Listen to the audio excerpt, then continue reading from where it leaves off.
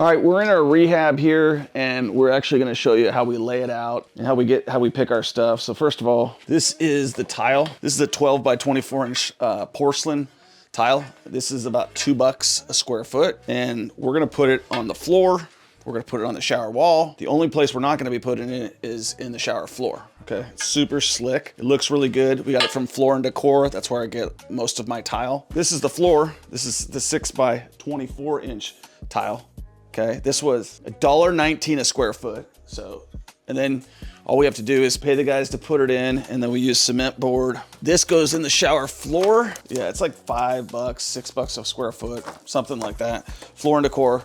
So that's what's going in. So this stuff was 99 cents. I thought it was cheap. 99 cents a square foot on this right here. So that's that for the basket weave. That's $3.69. This is cost effective. Danny was talking about LVP being $2 cost effective. This is cost effective. This goes on Dolce, the floor in the walk-in shower. All right, so what we did here, basically, this will be a walk-in shower. This will be the toilet. We'll have a little door here. We rearranged the crews.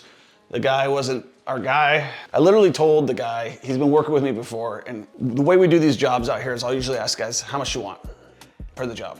Because they know what it entails. We walk the job, we come up with a budget, and on that one, he says, you tell me. So I tell him the price, and then it's like, hey, that's too cheap. Like after you're done with the job, right? And so what we did on that one is I always keep the money in front of people, because what happens is if you let the money get in front of you, what I mean by that is if you start paying them and you're not watching what you're paying them and it's not based on the job, they'll get behind. And so I kept it tight. The only thing that I did is I paid for some tools. So I paid probably about $2,000 in tools.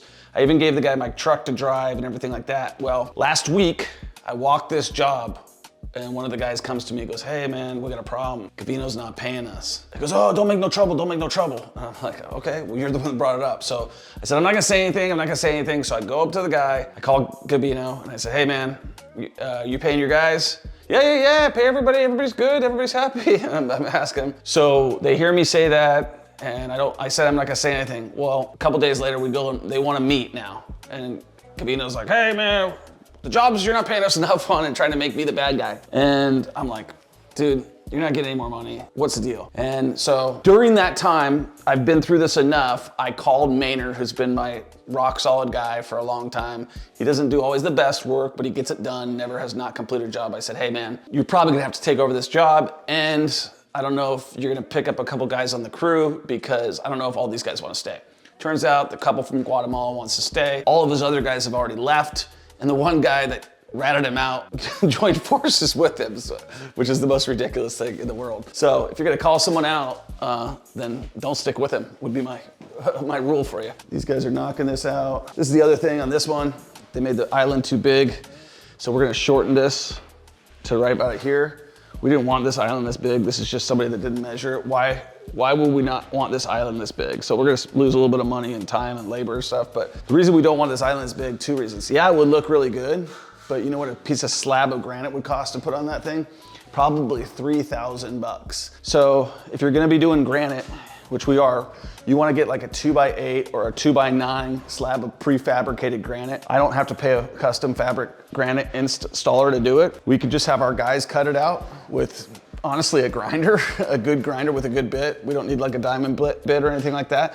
It looks quality. There's no different patterns or anything like that. It's kind of a good hack. So they'll cut that down to something that we can buy for probably about $500-600 that's already prefabricated that we can just slap on there. So we'll just lose a little bit of this kitchen, continue the slab through here. That probably needs to be addressed pretty soon. On this one, you're gonna see the before videos, which there was a sink in here, and on this nonsense here, we made this for the fridge. We're making this for the pantry. So this will be a door, this will just be open, and then we'll have just some nice cabinets up there. We'll probably replace this handrail right here. This goes away. The nice thing is they are using these things. This is professional, which is a good way to do it. So it's gonna be nice. Then they'll grout it after they're done. Put a sealer, they're working as a team in here right now. Are they installing them? No, they're just delivering them, and they just just call me right now. And they're like, yeah, we're at the property and we'll wait for 15 minutes or we're gonna leave. Someone over the age of 18 needs to be there to accept it. And I was like, Yeah. I'm supposed to get a 30-minute call ahead. Yeah. I never got it. Yeah. Home Depot. Yeah. Listen, if you work for Home Depot and you're an appliance delivery person, get a fucking life, dude. These guys have no consideration. Like, we order appliances all the time from Home Depot, and they literally, how many times does that happen to you? Almost every time. Yeah, they literally show up, and these guys act like the most self-important guys in the world. And they give you a 4-hour window, and they're supposed to give you a 30-minute call ahead, and they'll call you when they arrive and say they're leaving in 15 minutes if you're not there. yeah, it's bullshit. They steal a lot of appliances too, just to let you know. I think they subcontract it out, but it's just a bad situation. So they'll just load them back up, waste more of Home Depot's time, waste our time. And, you know, obviously we can't be there in 15 minutes. It's like drop everything and run. So that is the downside to buying appliances at Home Depot. The upside is that we get them at 5% below cost. If you have a rep like we do, we can kind of kick that back his way and say, hey, and that guy will probably get in trouble. Hey, how you doing? Hey, not bad. I was just letting you know that if you were gonna come, I don't mind waiting. I want to just run a quick trip and get some gas, and I'll come back and meet you with the fridge. I'm at the end of my day now.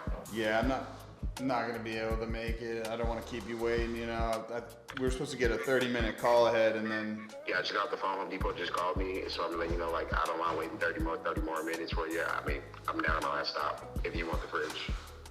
We'll just have to get it another day because we already left town. Oh, you guys are left town. Oh. Well, we already left that city. Like we were waiting until about 4 o'clock. We figured it was the end of the day. Nobody was going to deliver it today, so we'll have to catch up with you Monday or Tuesday next week. All right, thank you. But trying to make it all nice, yeah, because he knows what he's supposed to do, right? Yeah. So make it the stop on the way home is what was going on there. Probably lives around the corner. All right, man. Okay, are you out of here? Yes. Cool. Yes. Have a good weekend.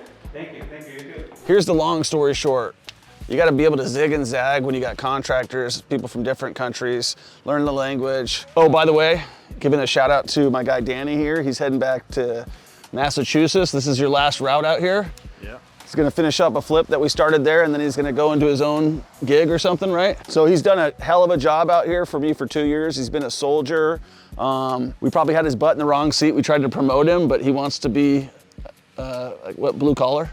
Yeah, I gotta be hands-on. I can't be behind a desk sitting at a computer, and yeah. It was torment, right? It was like. Yeah, I was just trying to basically fit a square peg into a round hole. That's cool, but he's done solid by us, so we're gonna let him finish out on a solid route. Been solid till the day he got in here, and solid on the way out. He's been a great part of our team. I really appreciate everything that you've done for me, and let's get this house finished to make some money in Townsend. Absolutely. Cool, brother. All right, guys, check in the next one. Peace.